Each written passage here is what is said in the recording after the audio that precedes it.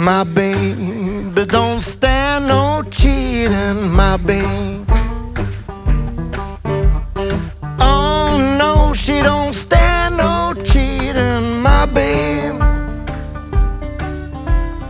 Oh no, she don't stand no cheating. Everything she do, she does so pleasing, my baby.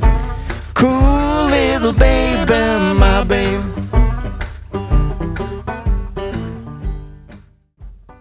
Hi guys, today is the day I want to talk about a thing I realized a long time ago, but still I never actually made a point on it. But I found this old recording and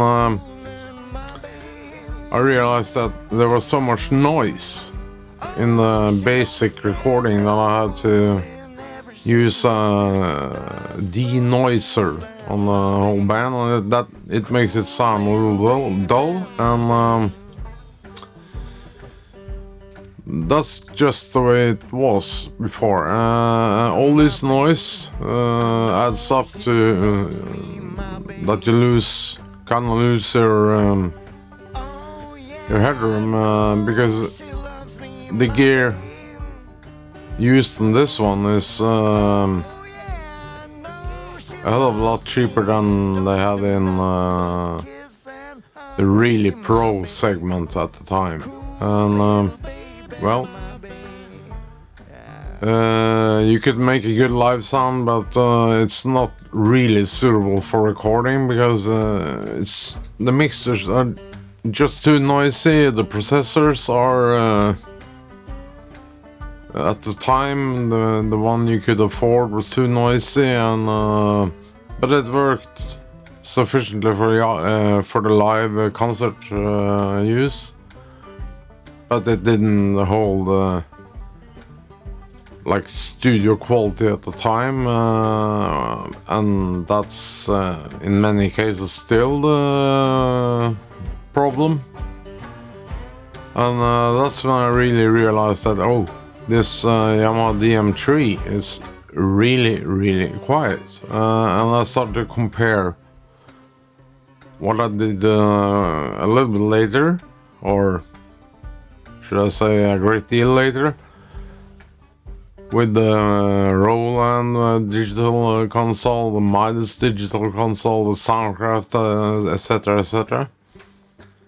And I can only conclude that in a musical way, Yamaha is really quiet, and it's exceptionally well made,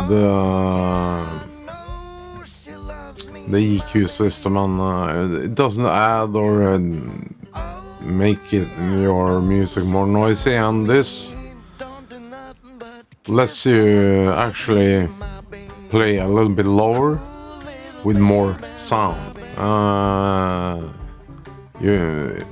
don't know how to explain this, but it's actually a much more transparent mix. You don't have to do much with it after you record it, if you do the gain settings right and everything. Sometimes it's very difficult because you have to be a little safe on the recording side, since you're not actually operating the recorder, you just start it and you leave it. So it can be an idea, if you have the time, to work a little bit on the gain structure on the inside of the recorder, but usually it's fairly accurate compared to the mixers, meters, etc. And but to be on the safe side, I always gain it quite conservatively, and I never over EQ things. I do the appropriate PA adjustments before I start mixing, and I rather work with the source than I work with EQ. So, but sometimes you have to EQ a little bit. But when you start to really tweak, then you're probably leaving your comfort zone and start to raise and lower things that you actually don't need to touch. It sounds like that, and well, if they are expecting you to be a magician in the other end, it's the wrong way to go about music. It has to sound good to be recreated good. So, and DM3 absolutely lives up to that in all aspects. So, some think they need more effects and more DCAs, and they need DCAs, they need a lot of things, but you actually do not need a bunch of DCAs on a small mix. It's a 16 channel system, and you can link the faders and make your day a little bit more easy that way in a custom layer. But 16 channels is, in my opinion, not too much to operate like separate channels, so you should be good there. And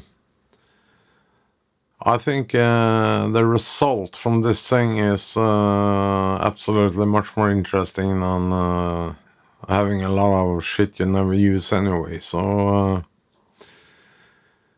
I mean, when did you use an exciter? What do you use it for? I don't know. I tried it and it sounds very artificial, and well, maybe you like it.